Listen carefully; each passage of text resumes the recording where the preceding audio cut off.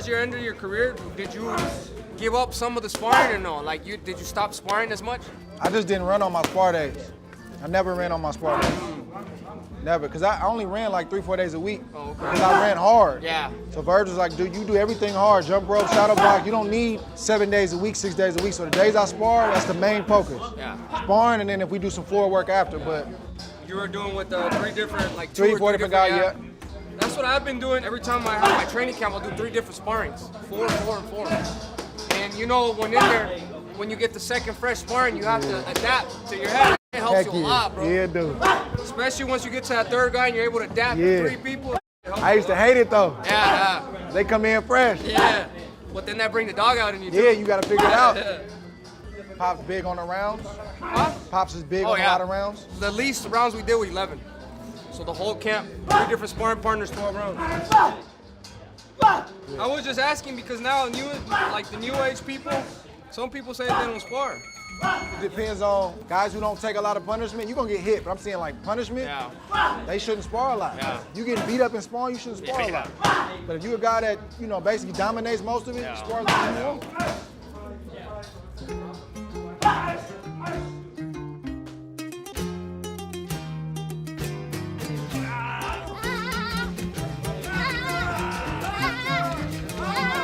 Between Andre Ward, me, my brother, my dad, and Jason, it's like 150 plus years boxing, bro. A lot of work in it.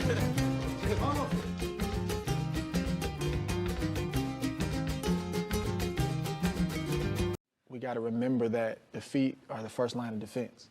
And, you know, you can have your hands up and you can slip and you can get away from a shot, but sometimes you may slip into a punch, sometimes you may slip and come back into a punch.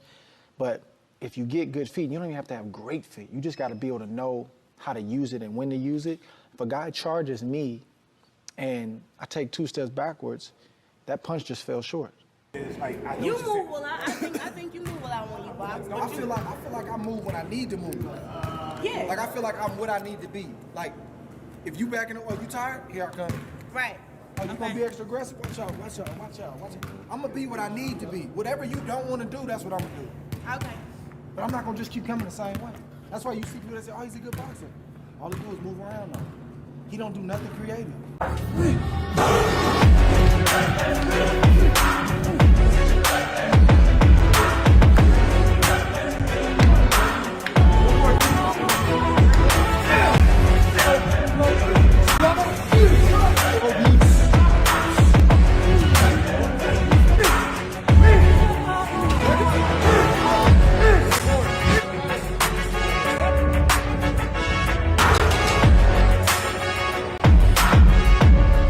Benavidez versus Zurdo Ramirez. That's a good fight. I can't wait to see that. I think Benavidez definitely beats Zurdo, but David Benavidez looks incredibly sharp and powerful as he prepares for his upcoming cruiserweight clash with Gilberto Zurdo Ramirez. The fight preparations are in full swing, and despite being the favorite, the Mexican monster is taking absolutely 0 chances as he recently hung out with Andre Ward at his gym in California.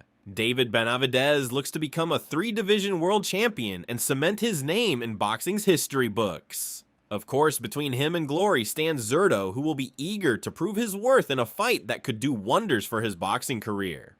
The Mexican WBA and WBO cruiserweight champion will fight in front of a massive crowd at the T-Mobile Arena in Las Vegas on Cinco de Mayo weekend, and he'll want to put up a spectacle to entertain the fans.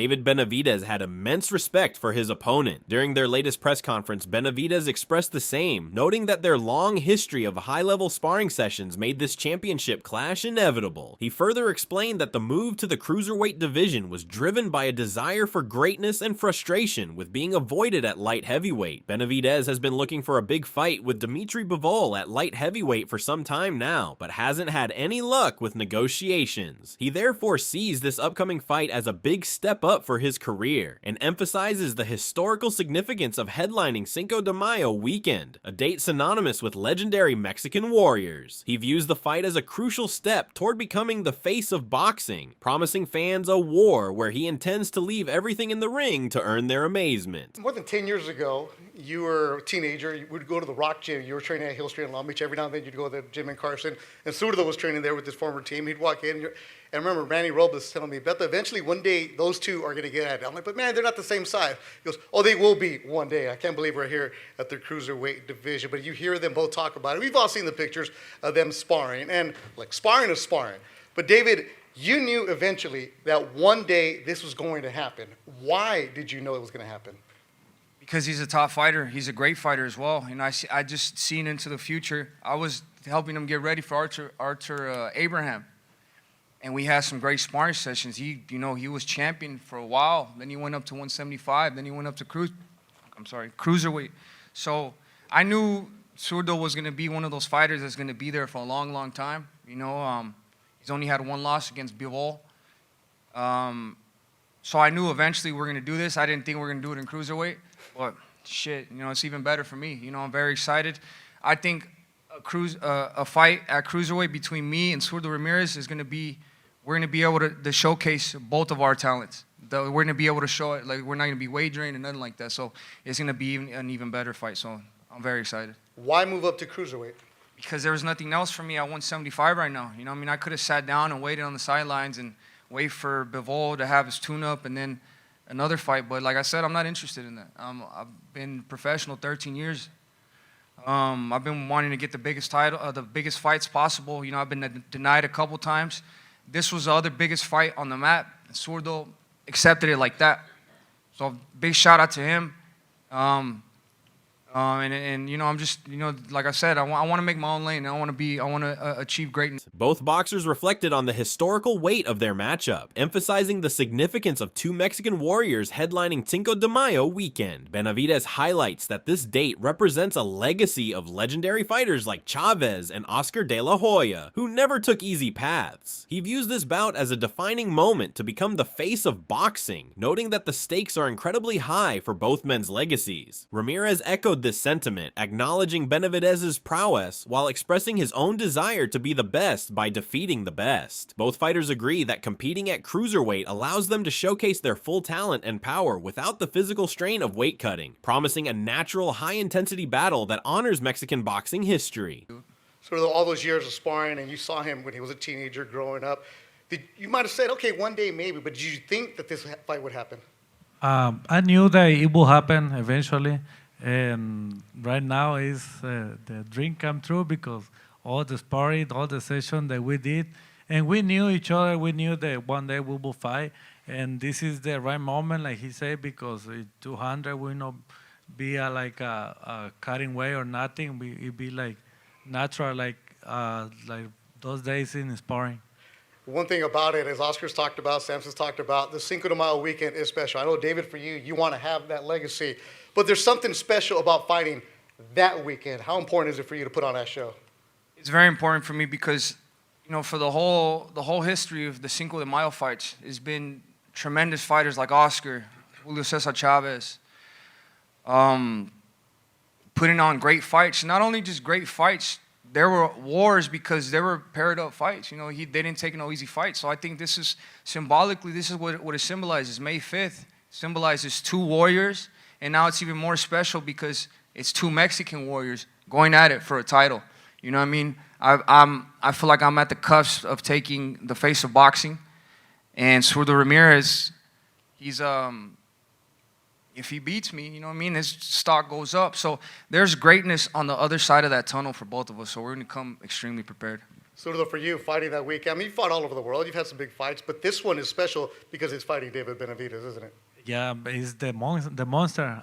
Before I call him the different, del asesino, because I saw him when he sparred different guys. He beat him up all the time, and I was like, okay, it be a good fight eventually one day.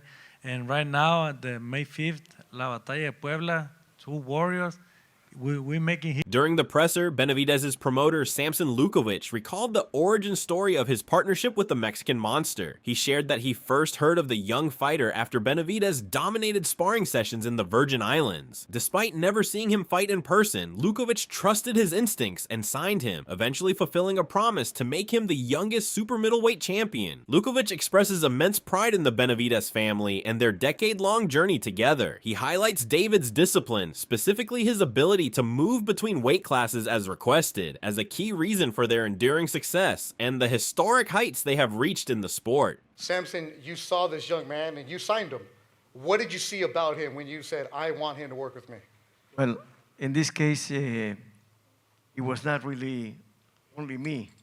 He went to spar in St. Thomas, Virgin Islands, and I have the Jackson brothers, and he beat the shit out of him. So Tony from Virgin Islands said, listen, we need to take this kid. I say, look, I know you for so long, but I have trust on you. I used to do a lot in the Virgin Islands. So I spoke with Jose, and we come to an agreement, but I never saw him before. But in the first time, then I make my, I work my secret, how to get the best. And until now, I believe I didn't make a mistake because the first fight, it was in Showtime. I say that we have a future champion in 168, and I promised to him that he'd be the youngest one. Now, in the beginning of his career, in the first fight, he told me, let's do it 175 pounds. You remember? It was 180. 180. I told you 180. So he called me up, he said, the lawyer, our friend David Garcia, he said, can we make the fight 185? I said, no, I just canceled the show. I just canceled the fight. You need to come and do whatever you agree with. He come less of that.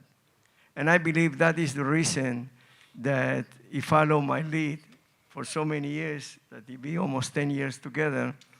And he went to 168. He said, no, 75. I can go to 60. I know that. And I'm so proud of him and the father and the whole family, because we accomplished so much in such short time that I'm so proud and hope that it will continue forever. David Benavidez is truly an incredible fighter, and he has plenty of expectations on his shoulders going into this fight. However, the boxing world doesn't see Zurdo Ramirez pose much of a threat in this fight. While on the Porterway podcast, Sean Zittel analyzed the fight, seeing the Mexican Monster cruise through a victory, noting Benavidez's relentless pressure and speed as the key to overcoming Zurdo's technical mastery. Zittel also discussed Benavidez's future ambitions, mentioning his plan to return to light heavyweight immediately after this bout to pursue a major title fight against Dmitry Bivol or Artur Beterbiev. He views this cruiserweight move as a strategic step to secure greatness while waiting for opportunities at 175 pounds, which are much bigger and offer more in terms of legacy. They just did a press conference for David Benavidez. I was going to say Murray. David Benavidez and Zurdo Ramirez. Any initial thoughts? I think Benavidez wins. Yeah. Yeah, I think so. I think kind of like we were just talking about with Ryan Garcia and Mario Barrios. I think it probably more competitive fight than that, but one guy's speed kills in this matchup, just like it did for Ryan and Barrios. And it's interesting. David, for the first time, is fighting someone bigger than he is, and I don't think Ramirez. He better not show up like he did for the Dorticos fight, his last fight, where he's very fleshy, soft around the midsection. He's got to come correct, and if he does, you know, he'll provide some resistance, but, you know, Benavidez is one of the best fighters in the world. And I just think his speed will be too much. I'm interested to see how cruiser, he's talking about going right back down to 175 after this to get Bivol or Beterbiev, which is. That'd be a good motherfucker. Oh, but Bivol? Oh my God. Even one of them. Oh, yeah. Even one of them. Yeah. And I would love to see him, you know, get that opportunity after Bivol vacated. Canelo wouldn't fight him. Yeah. So he's going up to cruiserweight for this. It'll be entertaining. I'm very. My question is just, because Benavidez stop him, or is Zurdo just too big, too durable? Benavidez hasn't been a huge puncher at 75, although he stopped Anthony Yard, but Yard had been stopped a few times.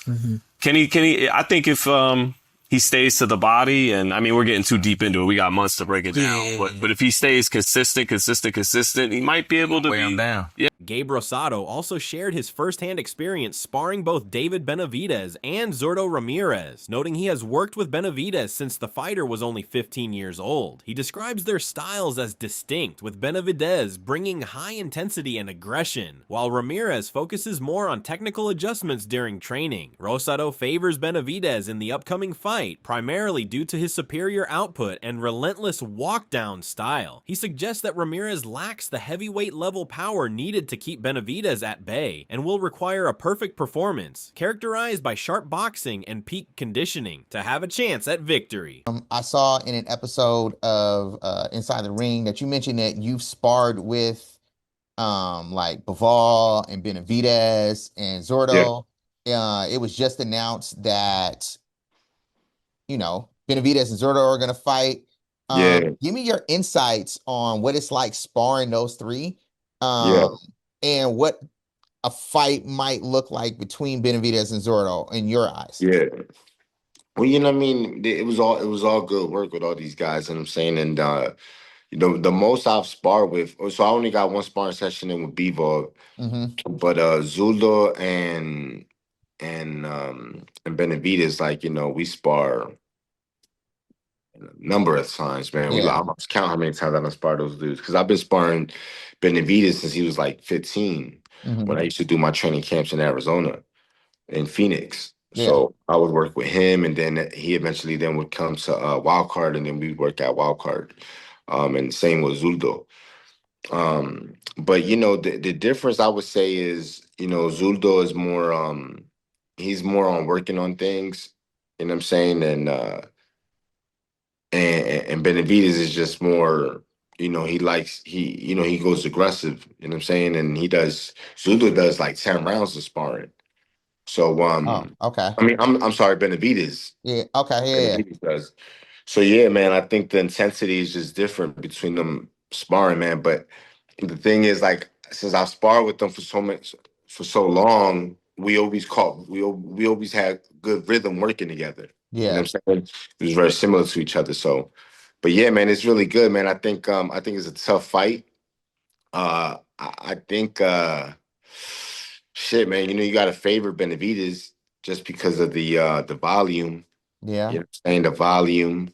And I think Zurdo's gonna have to be on his A game. Like, it's gonna have to be the best Zurdo in order for him to beat Benavidez. You know what I'm saying? He's gonna have to really box well, stick a jab out there, and be in tip-top shape. British light heavyweight boxer Callum Smith also analyzed the fight recently, and he picked the Mexican monster to win, citing hand speed as the primary advantage. He notes that while both fighters originally campaigned at super middleweight, Ramirez appears much larger at cruiserweight. However, Smith believes the size difference won't be the deciding factor. Smith also points out that Benavidez's willingness to move up and take this fight suggests he felt confident during their previous sparring sessions. While he respects Benavidez's ambition to jump between weight classes for big opportunities, he warns that returning to light heavyweight after competing at cruiserweight can be physically taxing, drawing comparisons to Roy Jones Jr.'s career.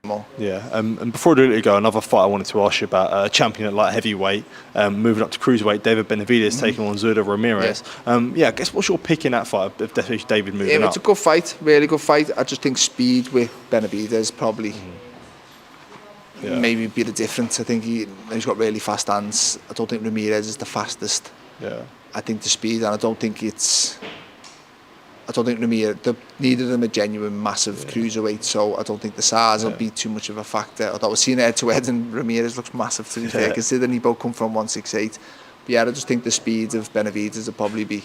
Plus they've sparred a lot as well, so I don't think if Benavidez fancied it too much, he doesn't have to go up to cruiserweight. So the fact that he's choosing to do it means he probably likes how the spars went. Do you think him coming back, like him talking about coming back down to light heavy, is a negative effect, I guess, of him? It depends how he goes up in terms of how much natural weight he puts on, and to come right back it will be tough. Like I feel like ruined Roy Jones coming back from that's what everyone always uses. But I don't know. I think it's weird because I think the fight he probably wants to meet to Bivol. Yeah. But then if I was Bivol, I'd want to fight him for his cruiserweight belt rather than this. So I don't know whether does he come back down. Again, we'll have to wait and see. I think he'll go with what he's shown throughout his career, which is I like him. He'll go wherever the big fights are. He was a 168.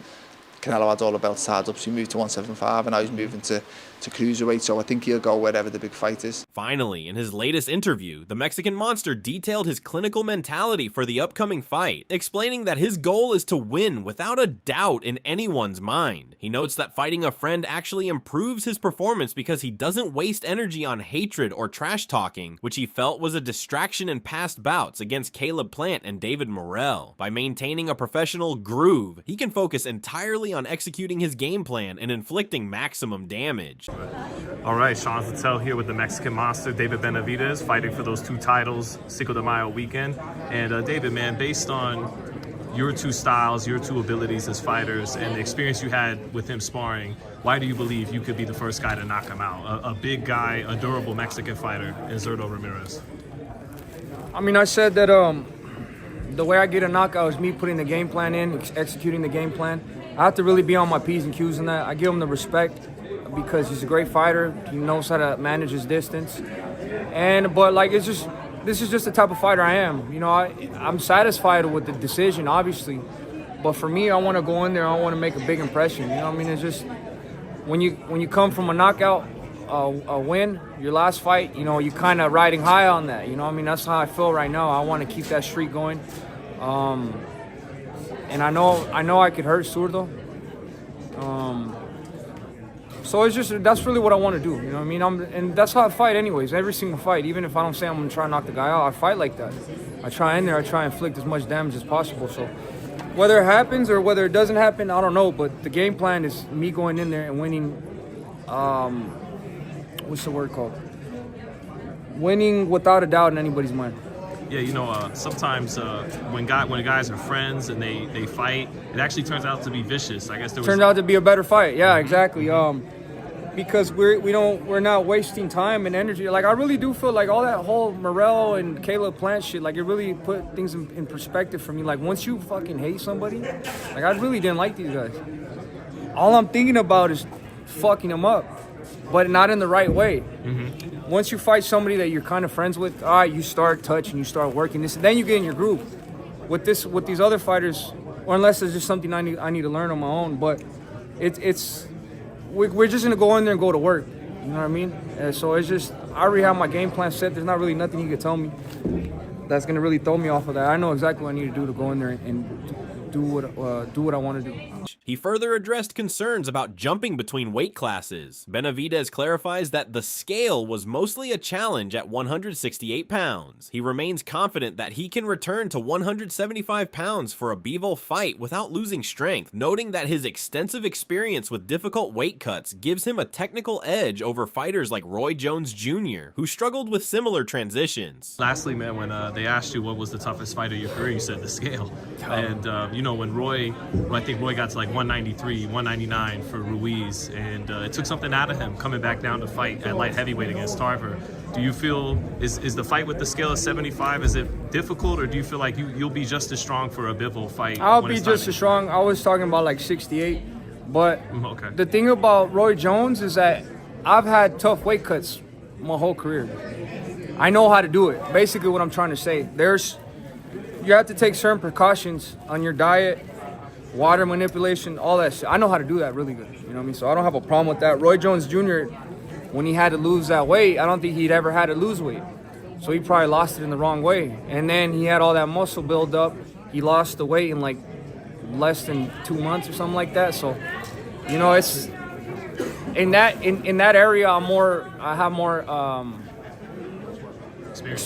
more experience. This fight with Zurdo, while being a massive fight for his career, David Benavidez is focused on making it back down to light heavyweight and grab the massive fights in that division. However, the Mexican Monster has to first win this fight and etch his name into history books. But what do you think about this fight? Can he beat Zurdo Ramirez on May 2nd? Drop your predictions in the comments. That's all from today's video. If you enjoyed it, remember to leave a like, subscribe, and ring that bell icon so you never miss our upcoming videos. And don't forget to share your thoughts in the comments section. Stay tuned and we will catch you in the next video.